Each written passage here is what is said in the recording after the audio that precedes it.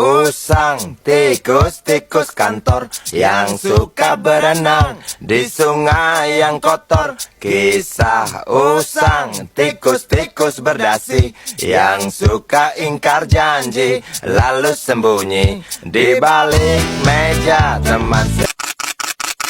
Sudah dilakukan dalam kaitan dugaan korupsi pengadaan tanah di Pulau Gebang, Jakarta. Komisi Pemberantasan Korupsi menjerat 5 tersangka kasus dugaan korupsi pengadaan lahan di Rorotan, Jakarta Utara. Kejaksaan Agung menetapkan 6 orang sebagai tersangka dalam kasus dugaan korupsi terkait tata kelola komoditi emas sebanyak 109 ton PT Antam. Bantah dugaan praktik pengoplosan Pertalite menjadi Pertamax.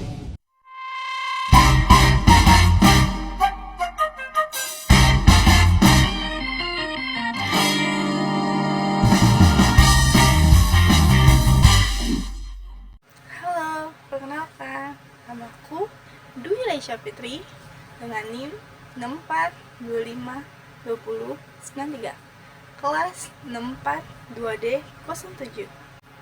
Halo teman-teman, di bagian hasil dan pembahasan ini kita bisa memahami bahwa korupsi masih menjadi masalah serius di Indonesia. Hal ini karena lemahnya integrasi individu dan juga kurangnya pengawasan. Itu pencegahan harus dimulai dari sejak dini, terutama dengan menanamkan nilai-nilai anti korupsi dalam kehidupan sehari-hari. Nah, di sini peran generasi muda sangatlah penting sebagai agen perubahan.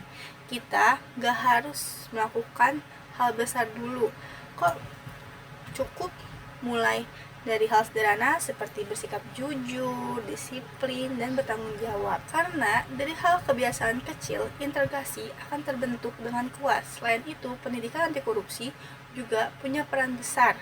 Dengan pendidikan, kita jadi lebih paham tentang dampak buruknya korupsi dan juga memiliki pola pikir yang lebih kritis.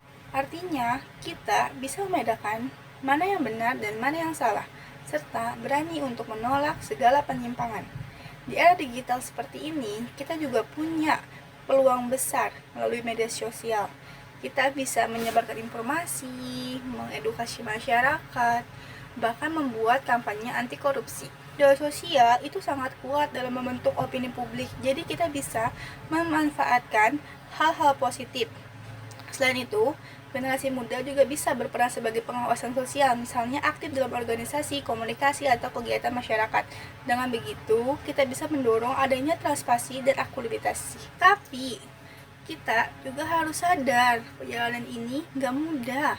Masih ada tantangan seperti budaya yang kadang menganggap ketidakjujuran itu hal biasa dan kesadaran masyarakat yang masih rendah. Inilah yang kita harus ubah pelan-pelan tapi konsisten.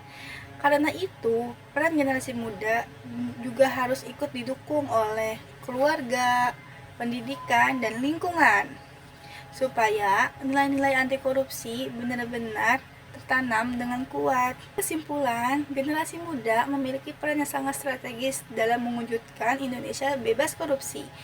Kalau kita bisa menjadi diri sendiri, menjadi kejujuran dan konsisten dalam membangun integrasi, maka kita bisa menjadi bagian dari perubahan besar.